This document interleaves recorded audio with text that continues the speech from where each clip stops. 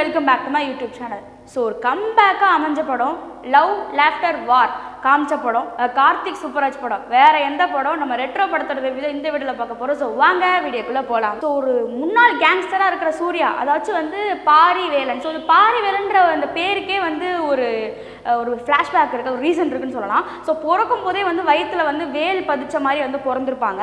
So இதுதான் அந்த பேர் வந்ததுக்கான காரணமாக இருக்கும். ஸோ இப்படி பிறந்திருக்க நம்ம ஹீரோயின் ருக்மிணி, அதாவது பூஜை ஹெட்டேக்காக வந்து அவங்க என்ன பண்ணுவாங்கன்னா, இந்த சண்டை வயலன்ஸ் எல்லாத்தையுமே கட் அண்ட் ரைட்டாக விட்டுருதாப்புல. அப்புறம் இன்னொரு விஷயம் பார்த்தோம் அப்படின்னா, சிரிப்பு அப்படின்றத வந்து அவர் சின்ன வயசுலேருந்தே வராமலே இருந்திருக்கும் அவருக்கு. ஸோ நம்மளை வந்து இதை வந்து இந்த ஒரு சின்ன விஷயத்தை வந்து இந்த மூவி ஃபுல்லாகவே நம்மளை வந்து கரெக்டாக ஹேண்டில் பண்ணி கொண்டு போயிருப்பார் டேரக்டர். இன்ஃபேக்ட் வந்து இன்டர்வல் சீனில் வந்து நம்மளே வந்து ஸ்மைல் பண்ண வச்சிருப்பாரு. ஸோ படத்தோட கதை சுருக்கத்தை பற்றி பார்த்தோம் அப்படின்னா, ஒரு அனாதையாக வந்துட்டு ஒரு ஊமையன், அதாவது வந்து ஒரு கேங்ஸ்டரோட வீட்டில் ஊமையனாக இருந்தவர் வந்து ஒரு வாட்ச்மேனாக இருந்தவருக்கு பிறக்கிறவர் தான் வராரு. ஸோ அனாதையாக பிறக்கும் போது வந்து இவங்களுக்கு வந்து குழந்தை பாக்கியம் இல்லாதனால இந்த குழந்தை எடுத்து வளர்க்கலான்னு சொல்லி வளர்க்குறாங்க.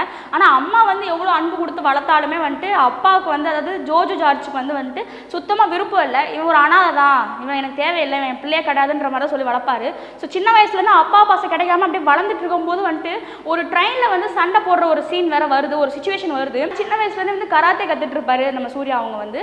ஸோ கற்றுட்டு இருக்கும்போது வந்துட்டு அந்த இடத்துல வந்து இவர் சண்டை போட்டு அந்த எதிரிகளை வந்து இது பண்ணும்போது, அப்போ வந்து ட்ரெயினில் வந்து அவங்க அப்பா வந்து ஒரு எமோஷனலாக ஓகே நம்ம வயலன்ஸில் இருக்கான் அப்படின்றனால வந்துட்டு வாடா மாவனேன்னு ஃபர்ஸ்ட் டைம் வந்து வாடா அன்பு மாவனே, வாடா மாவனே அப்படின்னு சொல்லி கூப்பிடும்போது வந்துட்டு அப்போ தான் வந்துட்டு ஓகே நம்ம அப்பாக்காக வந்து நம்ம சண்டை போடுவோம்னு சொல்லிட்டு அப்போ தான் இந்த கேங்ஸ்டர் லைஃப்லேயே அவர் உள்ளே வராரு. ஸோ கேங்ஸ்டர் லைஃப்பில் வந்து உள்ளே போயிட்டே இருக்குது, அதுக்குள்ளே போராட வரும். ஸோ சின்ன வயசுலேருந்தே வந்துட்டு வந்து சூர்யா அவங்க வந்து சிரிக்க வராது. ஸோ வராத போது அவங்க அம்மா வந்து அடிக்கடி சொல்லிகிட்டே இருப்பாங்க, நீ சிரிச்சா ரொம்ப அழகாக இருப்படா, நீ சிரிச்சா ரொம்ப அழகாக இருப்ப பாரி அப்படின்ற மாதிரி சொல்லிகிட்டே இருப்பாங்க.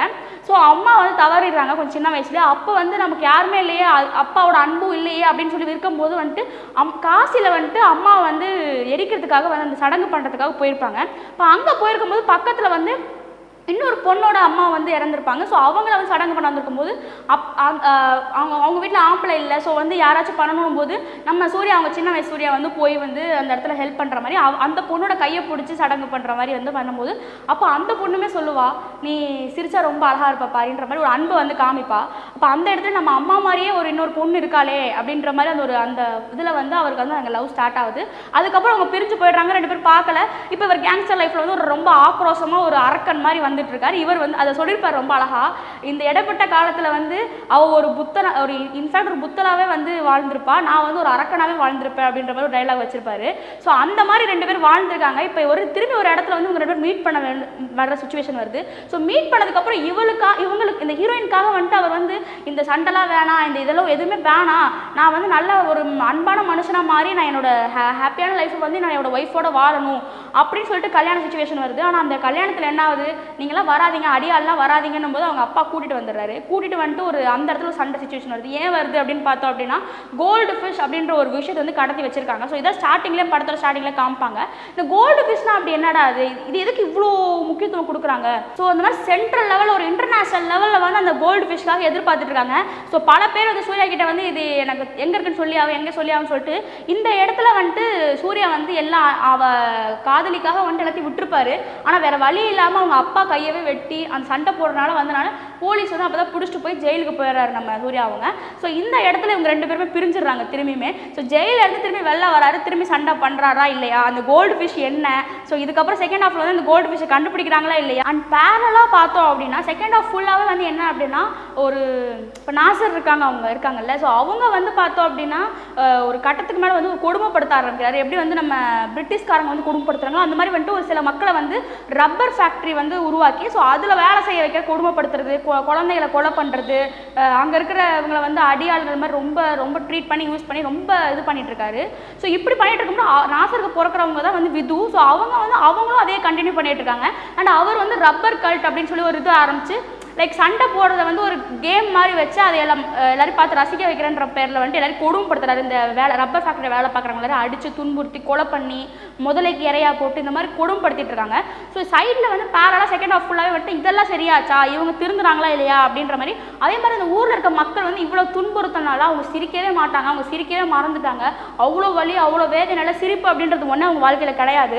ஸோ அப்படி இருக்கும்போது லாஸ்ட்டில் கிளைமேக்ஸில் ஒரு 5 நிமிஷத்துக்கு வந்து இவங்க அந்த ரெண்டுத்தையும் ஒன்றா பேரலாக ஒன்றாக்கிட்டாங்க. அந்த கோல்டு ஃபிஷ் வந்து கண்டுபிடிச்ச அவங்க அப்பா வராருல, ஸோ அந்த விஷயத்தையுமே வந்து எடுத்துகிட்டு வந்துட்டு அண்ட் இதே மாதிரி இந்த ஊர் மக்களும் வந்து ஹாப்பியாக லாஸ்ட்டில் ஒரு 5 மினிட்ஸ் சிரிச்சுட்டு அது ஒன்றா வச்சுட்டாங்க. கிளைமேக்ஸில் கல்யாணம் நடக்கும். ஸோ அப்போ வந்து என்னென்னா ஒரு டைலாக் அழகாக இருக்கும், பெரிய ஆயுதமே சிரிப்பு தான், சிரிப்பு மூலியமாக யாரை வேணால் பயமுடுத்திடலாம் அப்படின்ற மாதிரி ஒரு இதை வச்சுருப்பாங்க. ஸோ அந்த இடத்துல எல்லாரையுமே சிரிக்கும் போது அந்த இடத்துல நமக்குமே ரொம்ப ஹாப்பியாக இருக்கும். ஒரு நல்ல சுபம்னு சொல்லிட்டு முடிக்கும் போது நமக்கு ரொம்பவே ஒரு நல்ல ஃபீலாக இருந்துச்சு. ஸோ டேரக்ஷன் பற்றி பார்த்தோம் அப்படின்னா கார்த்திக் சுப்பராஜ் அவங்க. ஸோ அவங்களோட மூவிஸ் எல்லாத்துலேயுமே ஒரு டிஃப்ரெண்ட்டான டச் இருக்கும், நம்ம எல்லாருக்குமே தெரியும். ஸோ அந்த டச் வந்து இந்த படத்தில் இருக்குது. ஆனால் ஒரு விஷயம் என்னென்னா சில மூவிஸில் வந்து இதுதான் லைன் தான் ஒன் லைனு, இதில் அப்படியே ட்ராவல் பண்ணாமல் கொஞ்சம் அப்படியே வேரியேஷன் ஆகிட்டே இருக்கும், டிவியேட் ஆகும். பட் ஆனால் ஒரு ஸ்ட்ராங்கான ஸ்டோரி எடுத்து ஒரு ஸ்ட்ராங்கான பிளாட் எடுத்து அதை வந்து நம்ம எப்படி கொண்டு போனால் நமக்கு இன்ட்ரெஸ்டிங்காக இருக்கும் அப்படின்றத வந்து கரெக்டாகவே இதில் கொண்டு போயிருப்பார். எனக்கு பர்சனலாக பார்த்தோம் அப்படின்னா சண்டை படம்னாலே சுத்தமாக பிடிக்காது. ஆனால் வந்து இந்த சண்டை படத்தையே என்னை பிடிக்க வச்சிருக்காருன்னா அவள் பார்த்துக்கோங்க அப்போ எந்த அளவுக்கு அவர் வந்து கொடுத்துருப்பாரு அப்படின்னு. ஸோ நமக்கு தெரிஞ்சது வந்து லவ் லாஃப்டர் வார் மட்டும்தான். அது மட்டும் கிடையாது, love laughter war cult the one Dhammam அப்படின்னு சொல்லிட்டு இவ்வளோ செக்மெண்ட்ஸாக வந்து பிரித்து ஒவ்வொரு செக்மெண்ட்லேயுமே வந்து அந்த எமோஷன் எப்படி அந்த அந்த டேக்லைனுக்கு ஏற்ற மாதிரியான எமோஷனை நம்மளையுமே வந்து உணர வச்சிருக்காங்க, நம்மளையுமே வந்து ஃபீல் பண்ண வச்சிருக்காங்க. ஸோ அடுத்து வந்து சூர்யா அவங்களோட ஆக்டிங். ஸோ கண்டிப்பாக இந்த படம் கம்பேக் மூவி தான் அவருக்கு. ஸோ அவரோட சில முக்கியமான சீன்ஸ் பற்றி பார்த்தோம் அப்படின்னா அவருக்கு சொன்ன சின்ன வயசுல சிரிக்க வந்திருக்காது அப்படின்ட்டு. ஸோ இன்டர்வல் சீனில் வந்து நம்மளை ஸ்மைல் பண்ண வச்சது இதுதான். ஸோ அவர் ஃபஸ்ட் டைம் வந்து லைக் அவங்க அந்த காதலியை வந்து 2 தடவை பிரிகிற மாதிரி வந்து அவருக்கு இதாகும். அப்போ அந்த 2வது தடவை வந்து பிரிஞ்சு திரும்பி மீட் பண்ணும்போது அவர் வேணான்னு சொல்லிடுவாங்க. ஆனால் திரும்பி வந்து ஓகேன்னு சொல்லி அந்த பைக்கில் போயிட்டு இருக்கும்போது கட்டி பிடிக்கும்போது இவர் ஃபஸ்ட் டைம் வந்து அந்த படத்திலே இவ்வளோ சிரிக்காமலே பார்த்துட்டு அந்த ஃபஸ்ட் டைம் சிரிக்கும் போது நம்மளே அறியாமல் நம்மளே சிரிக்கிறோம். ஸோ அந்த அளவுக்கு சூப்பராக இருந்துச்சு. அண்ட் ஆல்சோ வந்துட்டு எமோஷனல் சீன்ஸ், அழுகிற சீன்ஸ் இதுலேயுமே நல்லா பண்ணியிருந்தாங்க. லைக் அவர் நான் 2 தடவை பிரிஞ்சிருப்பாங்கன்னு சொன்னால அந்த 2 தடவை பிரிஞ்ச இடத்துலையும் நல்லா பண்ணியிருப்பாங்க. அண்ட் இன்னும் மெயினாக சொல்லணும், அந்த பிரிஞ்சிருக்க இடத்துல வந்துட்டு ஒரு சீன்லேயே வந்துட்டு டிஃப்ரெண்ட் எமோஷன்ஸ் வந்து காமிச்சிருப்பாரு. லைக் வந்துட்டு முன்னாடி வந்து அடி வாங்குற மாதிரி தன்னோட வலியை வந்து நான் வலி வாங்கணும் அதோட பனிஷ்மெண்ட் காலம்னு சொல்லிட்டு வாங்கிட்டு பனிஷ்மெண்ட் இதோட முடிஞ்சு அப்படின்னு சொல்லிட்டு அப்படியே டக்குனு ஒரு மாஸ் ஃபைட் சீன் ஆரம்பிப்பார். ஸோ அந்த மாதிரி ஒரு சீன்லேயே வந்து different emotion, facial expressions and எல்லா இது ஆட்டிடியூட் எல்லாமே வந்து டப்புன்னு இப்படி மாறும்போது ரொம்பவே சூப்பராக இருந்துச்சு. அண்ட் இன்னொரு மெயினான சீன் அப்படின்னு பார்த்தோம் அப்படின்னா அவங்க வளர்ப்பு அப்பாவை வந்து மீட் பண்ணி பார்க்க வருவார். பார்க்க வந்துட்டு அந்த கோல்டு ஃபிஷ் அப்படின்றது எங்கே இருக்குது அப்படின்றத தெரிஞ்சுக்கிறதுக்காக வருவார். அந்த இடத்துல இவரால் சிரிக்கவே இல்லை. இப்போ சிரிக்க ஆரம்பிச்சுட்டு அது ஒரு நக்கலாக வந்துட்டு ஒரு ஆட்டிடியூடோட வந்து அவங்க அப்பா கிட்ட பேசும்போது உண்மையிலே அதுவுமே ரொம்பவே சூப்பராக இருந்துச்சு. அடுத்து வந்து பூஜா ஆக்டே. அவங்க நடித்த படத்தில் வந்து எனக்கு இந்த படம் தாங்க ரொம்ப பிடிச்சிருந்துச்சு பர்சனலாக. ஏன்னா வந்துட்டு மற்ற படங்கள்லாம் வந்துட்டு ஒரு ஆர்டிஃபிஷியல் தனம் உங்களுக்கு இருக்குது. ஆனால் இந்த படத்தில் வந்து ரொம்பவே நேச்சுரலாக ஆக்ட் பண்ணியிருந்தாங்க. ஒரு அன்பு, காதல், வலி, ஏமாற்றம் இது எல்லாமே வந்து நேச்சுரலாக ரொம்ப ஓவர் டூ பண்ணாமல் ரொம்பவே அழகாக காமிச்சிருப்பாங்க. அது ரொம்பவே நல்லபடியாக அமைஞ்சிருக்கு. ஸோ அடுத்து ஜெயராம் அவங்க. ஸோ அவங்க வந்து காமெடிலாம் பண்ண தேவையில்லைங்க, சும்மா ஸ்க்ரீனில் வந்து ப்ரெசென்ட் ஆனாலும் நமக்கு வந்து ஒரு சின்ன சின்ன ஆக்ஷன்ஸ் மூலியமாகவே நம்மளை வந்து சிரிக்க வைக்கிறாரு. ஸோ இதில் தான் தெரிஞ்சிருக்கும் லாஃப்டர் போர்ஷனில் தான் வந்திருப்பாங்க.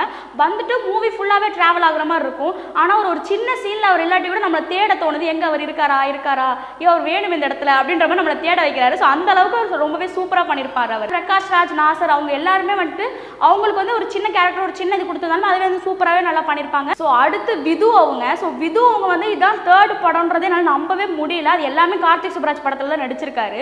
ஏன்னா அந்த அளவுக்கு ஒரு லீட் ரோல் பண்ணுற அளவுக்கு சூப்பராக பண்ணியிருந்தாரு. இன்ஃபேக்ட் சொல்லணும்னா செகண்ட் ஹாஃப்க்கு அப்புறமே வந்துட்டு ஒரு ஹீரோவுக்கு நம்ம சூர்யா அவங்களுக்கு ஈக்குவலாக வந்து ஆக்ட் பண்ணியிருப்பார் ஒரு வில்லனா ஒரு நல்ல லீட் ரோலில். அண்ட் வந்து படம் பார்த்து முடிச்சு நமக்கு வெளில வரும்போது அவரோட ஆக்டிங் இம்பேக்ட் வந்து நமக்கு ரொம்பவே நல்லாவே இருந்துச்சு. எனக்கு ரொம்பவே பிடிச்சிருந்துச்சு அவரோட ஆக்டிங் அண்ட் அவரோட கேரக்டரைசேஷன். ஸோ இந்த படத்துக்கு மெயின் ப்ளஸ்ஸாக அமைஞ்சது வந்து ஸ்க்ரீன் பிளே தான். ஸோ ஸ்க்ரீன் பிளே வந்து ஒன் லைனை வந்து கிறிஸ்பாக எப்படி காமிக்க முடியுன்றதை காமிச்சிருப்பாங்க. ரொம்ப வள கொலன்னு இழுத்தாமல், அதே மாதிரி நான் சொன்னேன் சில படம்லாம் டீவியேட் ஆகணும், அந்த டீவியேட் ஆகாமல் கரெக்டாக போனதுக்கு மெயின் காரணம் ஸ்க்ரீன் பிளே தான். அண்ட் வந்து நம்ம வந்து நிறைய ஜான்ரஸ் இருக்குது மூவியில். ஸோ ஜான்ராஸ் இருக்குது. ஸோ அதில் வந்து ஒரு த்ரில்லர் மூவியோ இல்லை ஒரு ஹாரர் மூவியோ பார்க்கும்போது நமக்கு ஒரு ஸ்க்ரீன் பிளே இருக்கும். அதே நம்ம வந்து ஒரு ஆக்ஷன் ட்ராமா பார்க்கும்போது வேறு ஸ்க்ரீன் பிளே இருக்கும். ஆனால் வந்து இதில் ஒரு த்ரில்லர் ஹாரர் கொடுக்குற ஒரு ஸ்க்ரீன் பிளே, அந்த கிறிஸ்பான ஸ்க்ரீன் பிளே வந்து நமக்கு இந்த படத்தில் கொடுத்தனால நமக்கு ரொம்பவே என்டர்டைன்மெண்ட்டாகவும் நமக்கு ரொம்பவே இன்ட்ரெஸ்டிங்காகவும் இருந்துச்சு, அடுத்து என்ன நடக்க போகுதுன்ற மாதிரி. ஸோ அதனால் நமக்கு வந்து ரொம்பவே போர் அடிக்காமலோ ஒரு லேக் இல்லாமலோ ரொம்பவே சூப்பராக இருந்தாலும் இந்த படம் ஒரு வெற்றிக்கு ஒரு மெயின் காரணம்னே சொல்லலாம். அடுத்து மெயின் காரணம் அப்படின்னு பார்த்தோன்னா ஆக்ஷன் சீக்வன்சஸ். ஸோ ஆக்ஷன் சீக்வன்சஸ்னால் எல்லா படத்துலையுமே சண்டை படனால சும்மா சாதாரண சண்டைகள் தான் இருக்கும். பட் ஆனால் இதில் 2 டைப் ஆஃப் ஸ்டைல்ஸ் வந்து ரொம்பவே நல்லா இன்ட்ரெஸ்டிங்காக காமிச்சிருப்பாங்க. ஃபர்ஸ்ட் ஒன் பார்த்தோன்னா கராத்தே. ஸோ சின்ன வயசுலேயே வந்து சூர்யா அவங்க வந்து கராத்தே கற்றுக்கிற மாதிரி காமிச்சிட்டு அதுக்கப்புறம் வர ஃபைட் சீன்ஸ்லாம் வந்துட்டு நமக்கு வந்து கராத்தே மூலியமாக காமிக்கிறாங்க. அண்ட் அடுத்து செகண்ட் ஆஃப் கிடையாது, அடுத்து வந்து அவர் ஜெயில் போயிட்டு வெளில வரும்போது பார்த்தோன்னா அதுக்கடுத்து வர ஃபைட் சீன்ஸ் எல்லாமே வந்துட்டு ஒரு மார்ஷியல் ஆர்ட் வந்து கற்றுக்கிட்டு பண்ணுற மாதிரி. ஸோ அது எப்படின்னு பார்த்தோன்னா ஜெயிலில் இருக்காங்கன்னு சொல்கிறேன்ல, ஸோ அங்கே வந்து ஒருத்தர் இருந்து கற்றுட்டு ஒரு வயசானவர் வந்து கற்றுட்டு வர மாதிரி அந்த மார்ஷியல் ஆர்ட்டை வந்து நம்ம இந்த படம் ஃபுல்லாகவே கொண்டு வந்திருப்பாங்க. அது ரொம்பவே யூனிக்காகவும் ஒவ்வொரு டைம் ஒவ்வொரு ஃபைட் சீன்லையுமே ஒவ்வொரு டிஃப்ரெண்ட் ஸ்டைலில் வந்து அது காமிச்சிருப்பாங்க. அந்த ஃபைட் சீனை வந்து ஒரு எப்படி நம்ம ஒரு டான்ஸ் என்டர்டைன்மெண்ட்டாக பார்ப்போம், ஒரு காமெடி சீன் எப்படி என்டர்டைன்மெண்ட், அதே மாதிரி வந்து ஒரு சண்டை சீனையுமே நம்ம வந்து இன்ட்ரெஸ்டிங்காக என்டர்டைன்மெண்ட்டாக பார்க்க வச்சிருந்தார் இந்த படத்தில். ஸோ மியூசிக் பற்றி பார்த்தோம் அப்படின்னா சந்தோஷ் நாராயணன் அவங்க.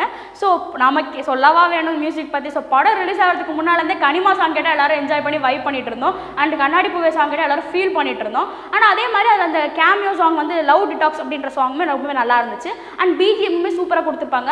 அண்ட் வில்லன் அதாவது விது அவங்களுக்கு கொடுத்துருந்த பிஜிஎம்மே ரொம்பவே சூப்பராக இருந்துச்சு. அண்ட் கனிமா சாங்கில் அந்த லாஸ்ட்டில் வர அந்த ஃபாஸ்ட் பீட் இருக்குல்ல, ஸோ அதையுமே வந்து சில ஃபைட் சீன்ஸில் வந்து மிக்ஸ் பண்ணனால நமக்கு ரொம்பவே நல்லா இன்ட்ரெஸ்டிங்காகவும் ரொம்ப வைபாவுமே இருந்துச்சு ஃபைட் சீன்ஸ் எல்லாருமே. ஸோ ஃபைனலாக சொல்லணும் அப்படின்னா செம படம். இப்படி ஒரு படத்தை தியேட்டர் எக்ஸ்பீரியன்ஸை கண்டிப்பாக மிஸ் பண்ணிடாதீங்க, கண்டிப்பாக எல்லாருமே போய் பார்க்கணும். அண்ட் கம்பேக் மூவி வேறு. ஸோ சூர்யா ஃபேன்ஸ் எல்லாருமே வந்துட்டு இந்த படத்துக்கு மிஸ் பண்ணிடாதீங்க, யாருமே மிஸ் பண்ணிடாதீங்க. எல்லாரும் காமன் ஆடியன்ஸ் எல்லாருமே போய் பாருங்கள். பார்த்துட்டு படம் எப்படி இருக்குன்னு சொல்லிட்டு கமெண்ட் பாக்ஸில் சொல்லுங்கள். ஸோ இதோட இன்னொரு நல்ல வீடியோவில் வந்து உங்களை சந்திக்கிறேன். அது வரைக்கும் பாய் பாய். இந்த வீடியோ உங்களுக்கு பிடிச்சிருந்தா லைக் பண்ணுங்கள், கமெண்ட் பண்ணுங்கள், ஷேர் பண்ணுங்கள். அண்ட் இன்னும் நிறைய வீடியோஸ் பார்க்க ஏஞ்சல் சீக்ரெட் சேனலை சப்ஸ்கிரைப் பண்ணுங்கள். பக்கத்தில் இருக்க பெல் பட்டனையும் கிளிக் பண்ணிக்கோங்க. அப்போ தான் நான் போடுற அப்டேட்ஸ் உங்களுக்கு உடனுக்குடனே கிடைக்கும். Bye bye guys. Innovative world through angel secret YouTube channel. Thank you.